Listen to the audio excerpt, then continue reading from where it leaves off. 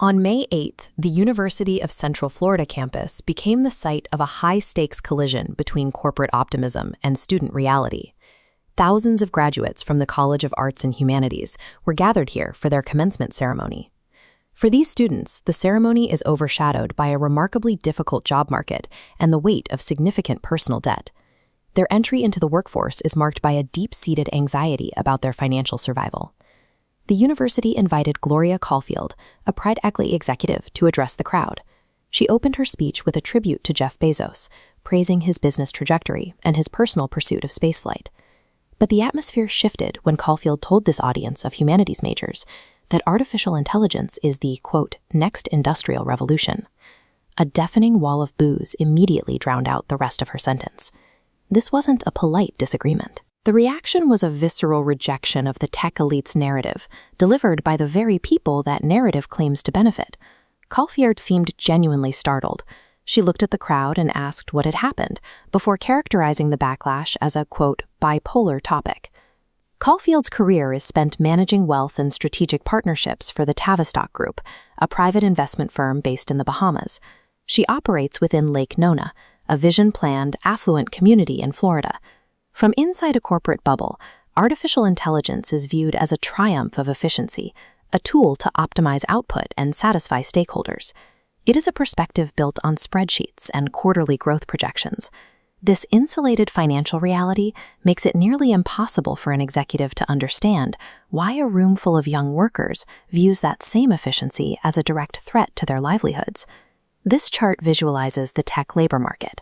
Last month, 26% of layoffs were attributed directly to artificial intelligence. Looking at vulnerable sectors, data points squarely at arts and humanities. Microsoft ranks historians, interpreters, and writers as most likely disrupted. Tech leaders have been blunt about this outcome. Alex Karp, the CEO of Palantir, has explicitly stated that AI will destroy humanities' jobs. This created a grotesque irony on the UCF stage, an executive demanding that students applaud the very technology currently being used to eliminate the careers they just spent 4 years preparing for. The booing was an acknowledgement of a power struggle. It is a conflict between those who own the automation and those whose labor is being automated away. Caulfield attempted to frame this shift using sanitized history, comparing the rise of AI to the internet or the era of briefcase-sized cell phones. The actual 19th century Industrial Revolution was a period of profound human suffering. Early factory floors were dark, unregulated environments, treating workers as extensions of machinery. The shift to industrialization relied on the systematic exploitation of children, who were often forced to work barefoot in lethal conditions for meager wages. This transition destroyed traditional ways of life, pushing millions into squalid, unregulated urban slums. The revolution created an overnight crisis of poverty and disease. For the working class, progress was not a gift. It was a catastrophe they were forced to survive for decades before seeing any tangible benefits. Modern elites often suffer from historical flattening. They look back at violent structural shifts and ignore the generations of struggle required to reach the prosperity we see today. Caulfield's speech is a product of this bias. She views societal upheaval from a position of retrospective privilege, treating the displacement of workers as a necessary, even exciting, evolution.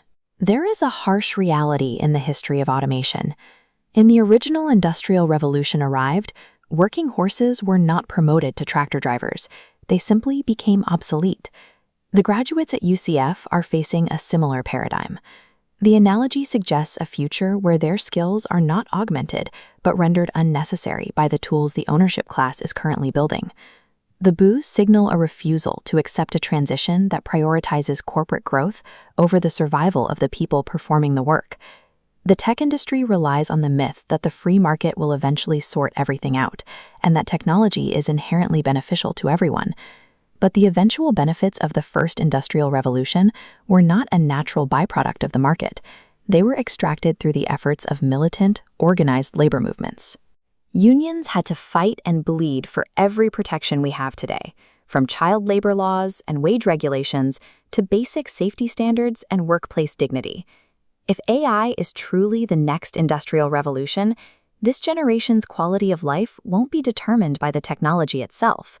It will be determined by their willingness to organize and fight for their place in the future.